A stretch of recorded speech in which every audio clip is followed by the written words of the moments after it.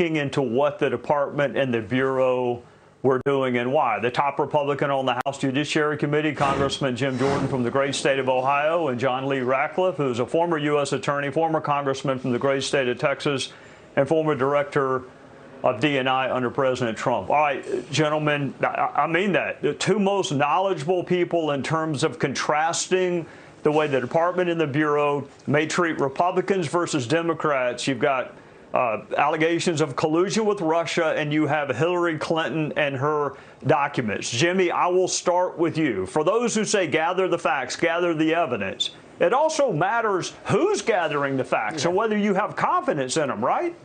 Right, Trey, and you're very kind in what you said about John and I, but no one was better at getting to the truth and digging into these things at the Justice Department than you were. So thanks for having us on. No, you're exactly right. I would just throw out the name Kevin Kleinsmith.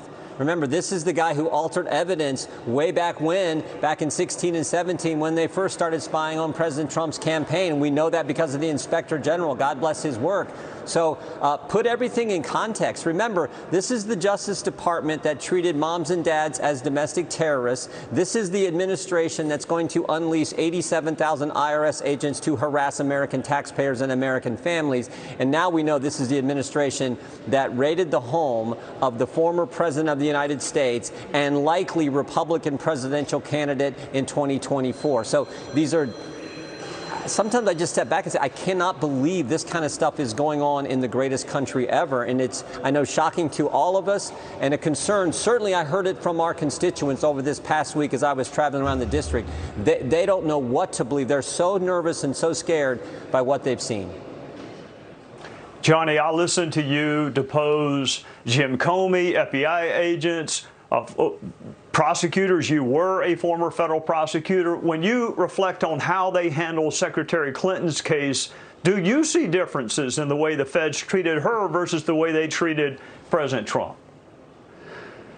Well, Trey, I have to imagine that you and Jimmy and I were among millions of Americans that were choking back disbelief when Attorney General Merrick Garland was talking about how the Department of Justice and the FBI were committed to the even-handed application of the law to everyone, including Donald Trump, when the FBI and the Department of Justice so clearly, as Jimmy pointed out, they don't have clean hands on this matter. And you mentioned Jim Comey. You have an FBI director who has admitted that Donald Trump was treated differently under the law than Barack Obama and Democrats. Remember, you had an FBI director in Jim Comey who, when you talk about a disparity of treatment, wrote an exoneration memo 2 months before he interviewed Hillary Clinton, knowing that Hillary Clinton had dozens of classified, highly sensitive, compartmented information in her possession before dozens of witnesses, witnesses were interviewed, and wrote a memo clearing her. That very same FBI director, Jim Comey,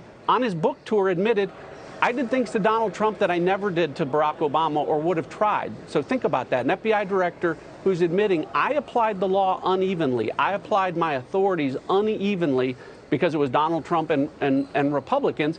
And, you know, and to that point, that FBI director, having cleared Clinton before he ever talked to her, opened an investigation into Donald Trump after he had learned that the Russia collusion allegations were actually created by Hillary Clinton, and then went so far as to lie to the FISA court and verify a dossier that he knew to be fake to continue spying on the Trump campaign. So, you know, the American people unfortunately see that when it comes to Republicans and particularly Donald Trump, that for the past 6 years, we have an FBI and the Department of Justice that have literally become the enforcement arm of the Democratic Party.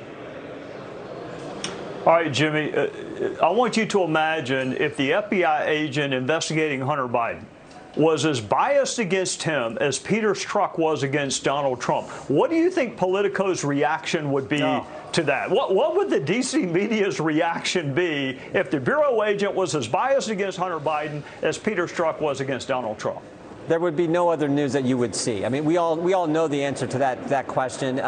We all know the response to that rhetorical question. So but understand the template here. The template never changes with these guys. It's the left creates a lie, big media, mainstream press reports the lie, big tech amplifies the lie, and then when we try to tell the truth, they call us names and try to cancel us and tell the world that, oh, we're the ones not being square with them.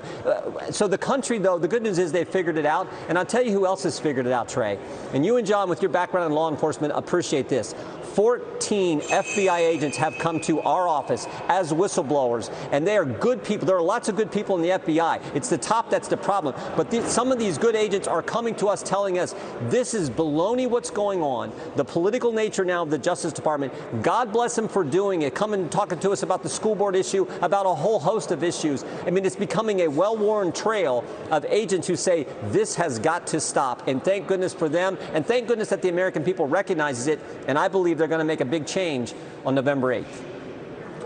Well, you know, Jimmy, speaking of calling people names, you may have a new name come January. It may be chairman of the House Judiciary Committee. If I were, FBI agents and DOJ prosecutors not doing my job, that name change would concern me. Thank you both very much. It was great to see you. Thank you for joining us on a Sunday night.